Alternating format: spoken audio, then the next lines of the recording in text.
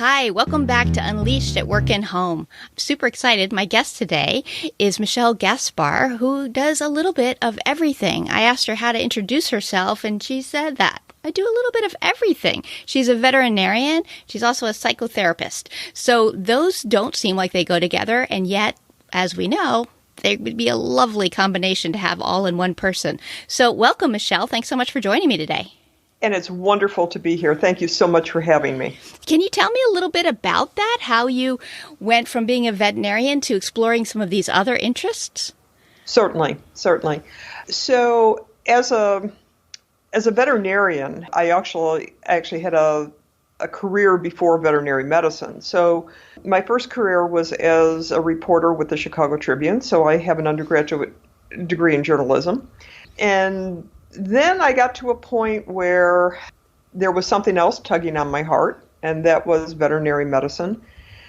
And so I pursued veterinary medicine, and it was pretty clear in talking to colleagues, and certainly then becoming involved as a consultant in feline internal medicine on the Veterinary Information Network, that many of my colleagues were suffering from depression, anxiety, imposter syndrome. They just weren't happy. Mm-hmm. And I have always been interested in psychology. My father was a very involved reader in psychology, so Freud and Jung were always in the house. And I decided that I wanted to know a little bit more about mental health issues, psychology, always with the intent of helping veterinarians. Mm-hmm. So I attended graduate school, have a master's from Loyola Chicago, and have now a private psychotherapy practice. The bulk of my work is in writing, lecturing, and trying to move, I think, a better understanding, a broader understanding of mental health issues as they impact veterinarians, veterinary staff, and other support personnel. Yeah, it's a big issue, and it's something that until I started exploring, I had no idea how common it was and how profoundly it really affects people. Absolutely. So the topic I really wanted to explore with you today is self-compassion, and I think that is one that people really struggle with. Mm-hmm. So can you just start with, what's our textbook definition of self-compassion? The self-compassion definition that I like and use the most is actually the definition by Dr. Kristen Neff. Dr. Neff is at the University of Texas, Austin. She's considered to be probably the world's top researcher in the area of self-compassion. And she defines self-compassion as being able to treat ourselves as our best friends would when times are tough. Mm-hmm. And so that tenderness, that warmth, that ability to hold feelings that our best friends would when we're most vulnerable is the same as self-compassion. And that's showing ourselves, tenderness. Yeah. And I think it's fascinating that we do talk to ourselves so differently than we would talk to our best friend at times.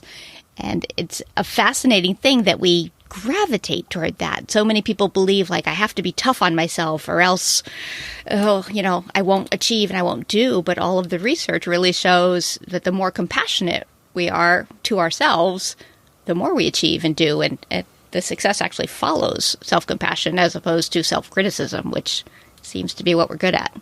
Absolutely. And, self-compassion, and when you and I were speaking about this program, I know I wrote that I also wanted to talk about perfectionism, mm-hmm. because I think what you so eloquently stated is really the crux of the problem. Most people who go into the healthcare professions, and I think veterinarians and veterinary technicians have this in spades, mm-hmm. is they are perfectionists. Mm-hmm. And there's been a tremendous amount of work over the last 30 years that has been done in the area of perfectionism. Perfectionism is considered to be what's referred to by psychologists as an early maladaptive schema, or an EMS. And these early maladaptive schemas, and there are scores of them, are placed into our heads, if you were to say, by the time we're about 5 years old. And they usually come into our consciousness by either the words or the actions of our earliest caregivers. Mm-hmm. So parents, extended family members, teachers. And perfectionism comes from one of two ways of thinking about ourselves. Either we consider ourselves to be defective, and so we're constantly trying to prove that we are not defective, or we have been congratulated for being a good girl and boy, and we desire in our adult lives to keep hearing that praise. The problem with perfectionism is that not only are we attuned to external criticism, so when people bring up our shortcomings, we definitely take offense and we're hurt. But perfectionists are under the thumb of a vicious internal critic. And the vicious internal critic says, you can never do enough. You can never be good. You are always a failure. And so it's the internal critic that desperately needs to be tamped down by self-compassion, which says, none of us are perfect. We are all human. We all make errors.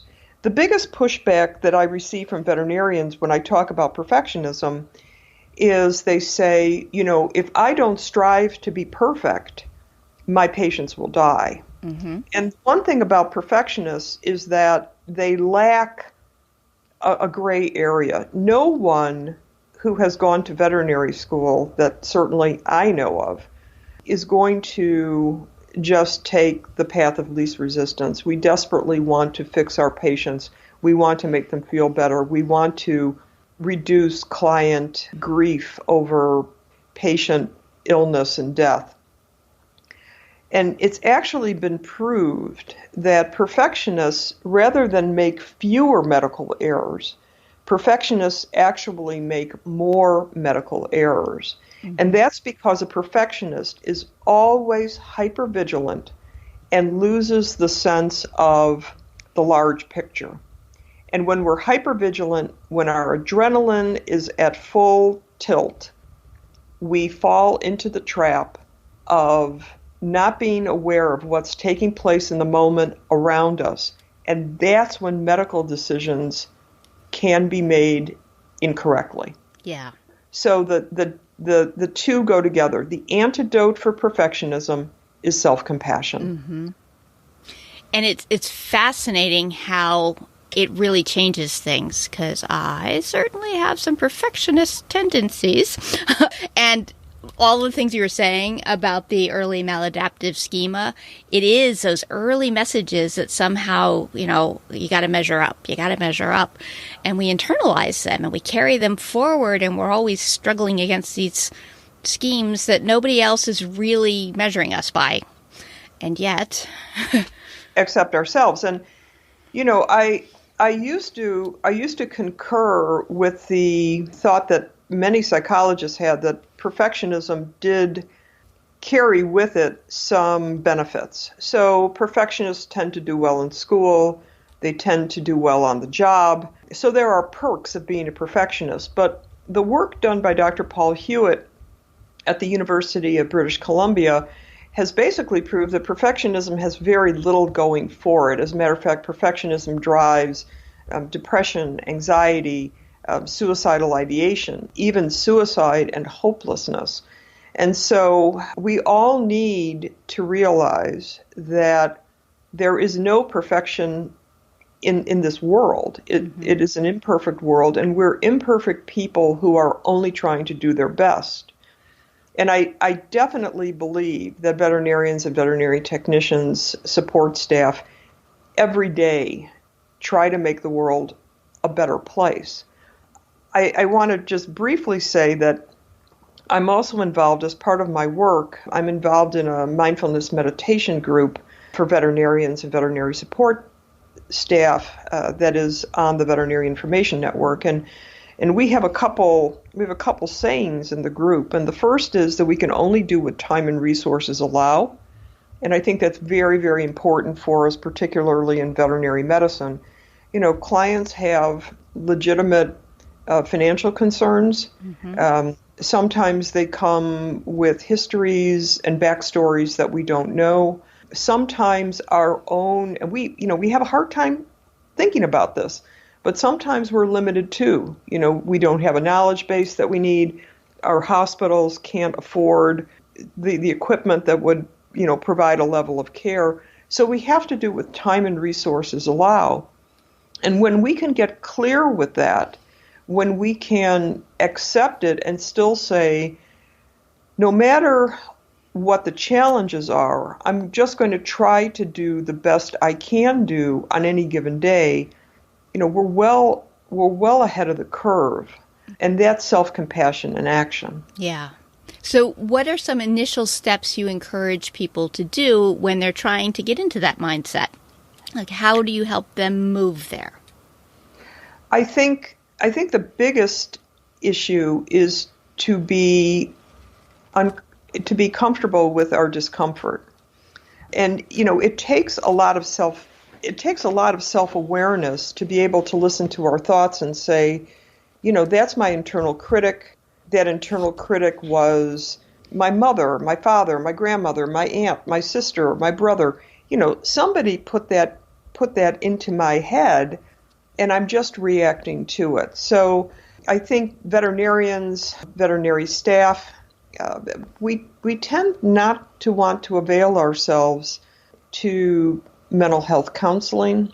We think we can kind of white knuckle it by ourselves. Mm-hmm. But if we find ourselves, really in the throes of perfectionism and we're beating up ourselves, we realize there's a pattern. I think it behooves us to make ourselves better caregivers by taking care of ourselves. Right. I think having a meditation practice definitely helps.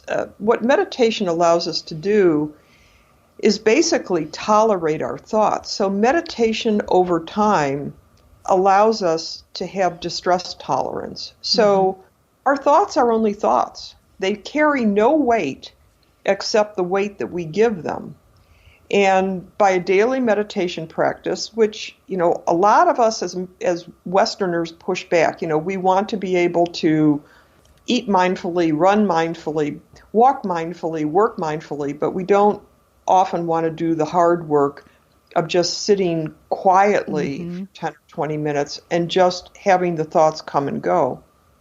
And then the third is to be able to call up to ourselves times when a good friend was tender to us, and a good friend doesn't collude with us. So if we really do something that's egregious, that's, beyond the pale, a good friend is not going to say, oh, that's okay, that's all right, just kind of let it slide.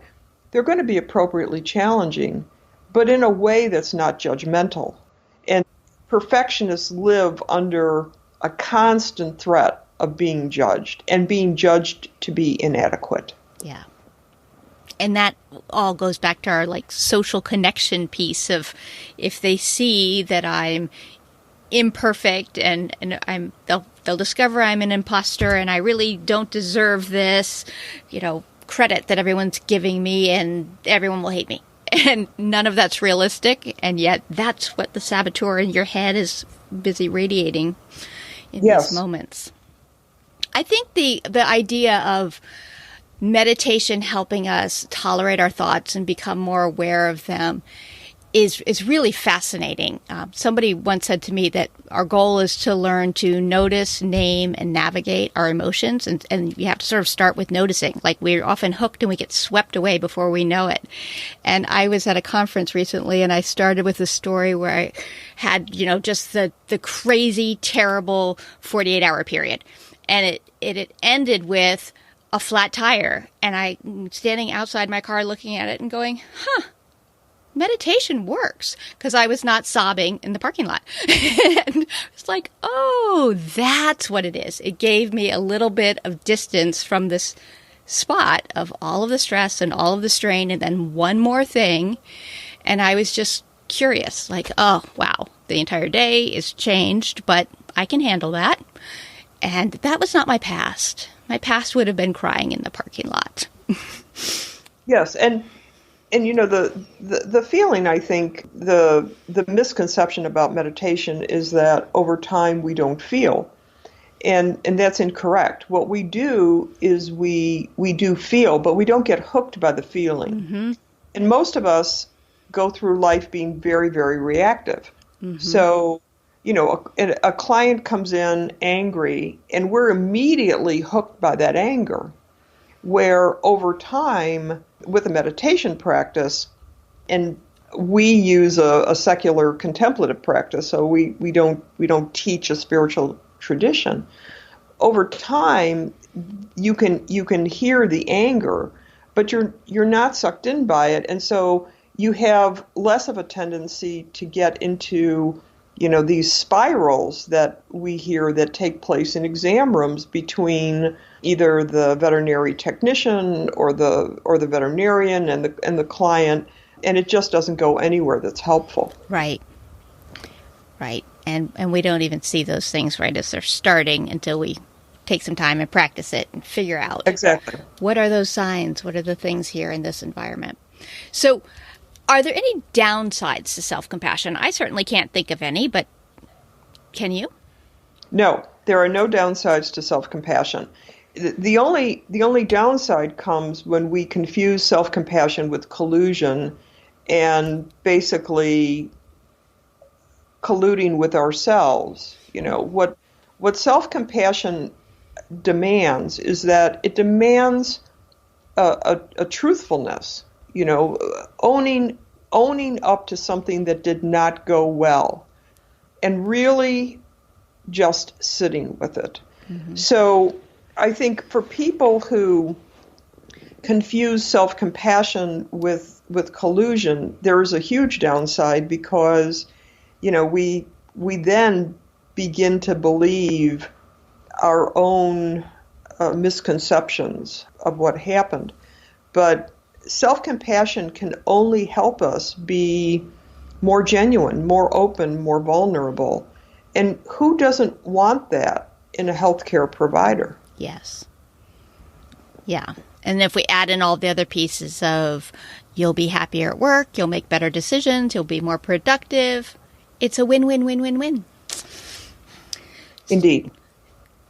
So if we're looking at self-compassion and we have that whole struggle of, well, lives depend on me being perfect, how do we become a little bit more comfortable with that gray area? The idea of doing what time and resources allow, are there beginning steps that you can encourage people to think about, or what are the initial thoughts to lean into that?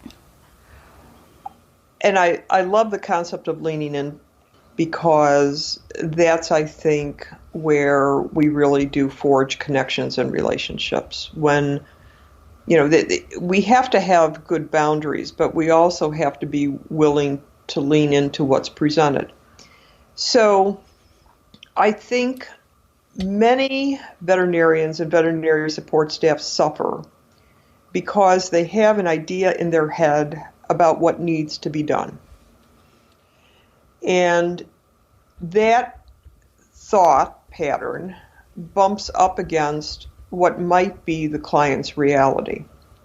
So I think to be curious about where the client is coming from, to try to have a broader view of a backstory that we don't know.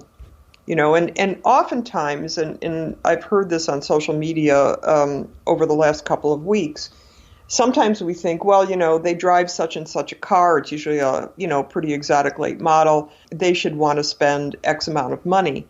We don't know the backstory. Mm-hmm. And so we start creating our own stories in our heads, which may or may not be accurate.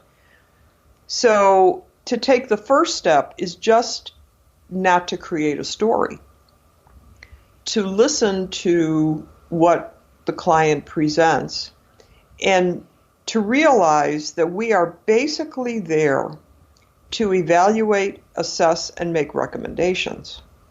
When I've said that, and I've had colleagues put that into practice, they say their stress level reduces about 70 to 80%. Awesome. Because we think we have to fix. We think we have to have the magic bullet. We think we have to do thus and so. And all we have to do as physicians, as veterinarians, is to see what's in front of us, put it all together in a picture that the client can understand, and make recommendations, and really put the ball in their court. I think most veterinarians and technicians suffer because somehow they feel that they either haven't done a good job explaining things or they haven't done a good job with recommendations. There's always a failure component of it. As a veterinarian, when I did have a clinical practice, my stress level reduced considerably when I was able to do what I was trained to do and put it in the client's hands. And yes, there's quite a bit of information now about, moral distress among veterinarians and veterinary technicians. The Boston Globe just ran a story 2 days ago that was picked up by national media. But our moral distress, I think, stems from having a need and a desire to control outcomes. And that has been a very long, hard road for many of us to accept, that we have less control over a situation than we think. And much suffering to us comes from the thought that somehow we can control it. Which is so true. I mean, just that the idea being that the suffering isn't the problem that the animal is experiencing, but our thoughts about that problem and where our role plays into it. Right. And, that's the core of, on the Veterinary Information Network and the meditation group, we practice mindfulness meditation, and mindfulness meditation comes from Siddhartha Gautama, the Buddha, who lived about 2,500 years ago. And he said that, our suffering comes from four places. We either have delusion, we have greed, and I'll go back to that in a minute. We don't like what we have, and we want what we don't have. And so, the delusion could be, I can control this situation. I have the power to control it. And the greed is about what we want to have happen, which may be undoable, to the client, might be more expensive than they can legitimately afford. And so it just might not happen. So I think those are all things to keep in mind. I like that breakdown, just looking at it from those different perspectives and really trying to just accept, the role is to listen, evaluate, assess, and make recommendations. That's doable. That's within the skill set. That is very, very valuable. I mean, it is doing a service. So it's not like you're dropping the ball. Absolutely not. Absolutely not. As doctors, that is our job. Tell me what is wrong and tell me what I can do about it. And it's up to me to decide what I can or can't do. So by incorporating those kinds of thoughts, it does reduce stress, it reduces compassion fatigue, it reduces anxiety, depression. We need to be able to be okay. And I know it's very difficult. I've been on both sides of the exam table. So I know how it is to be a client. I know how it is to be a veterinarian. But I think we have to realize that the client is ultimately in control. And for most of us, that's a thought that doesn't sit well. I think that's true. I think for many animal care professionals, the goal is to make it right. Very, very true. I think this has been a really awesome conversation with a lot of very specific ideas that people can think about in their own lives and see how they play out. If people wanted to learn more about you and the work you do, how could they do that? Well, there are a couple of ways of getting in touch with me. The easiest is to email me, and my veterinary email is pretty easy. It's felinedoc, FELINEDOC, at sbcglobal.net. I can also be reached through the Veterinary Information Network, so www.fin.com.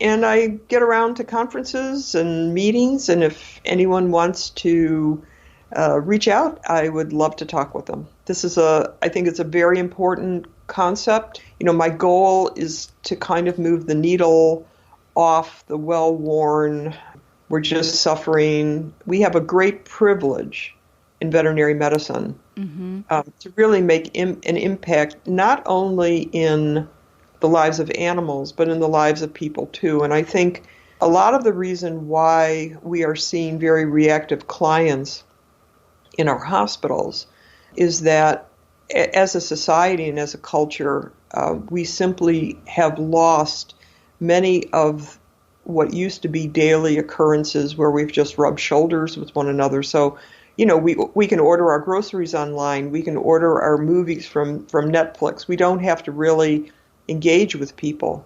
And there's a real hunger that we can still provide because, until we really go to telemedicine, people still have to bring their companion animals to us. And some of the most heartfelt memories that I have in my life in clinical practice was in connecting to people and making their days a little better. That is what we have control about. I tell veterinarians that, all we can control is what we say and how we say it. And how people take it, we really have no control over that. So I think we have the privilege to relieve suffering. I think we have the privilege of being kind. I think we have the privilege of being responsible and caring. And there are very, very few ways of livelihood in this world that offer that much. Yeah. I think that was beautifully stated. So thank you for that. I think that was awesome. I will put links in the show notes to the various emails that you shared, and so all of that will be there. So thank you so much for joining me on Unleashed today. I really enjoyed talking with you. Well, it was an absolute pleasure. Thank you so much. Subscribe to Unleashed and Work and Home to get each new episode downloaded to your device as soon as it's released. There are lots of great guests and topics ahead. Check us out on Apple Podcasts, Google Play, Stitcher, or wherever you get your podcasts.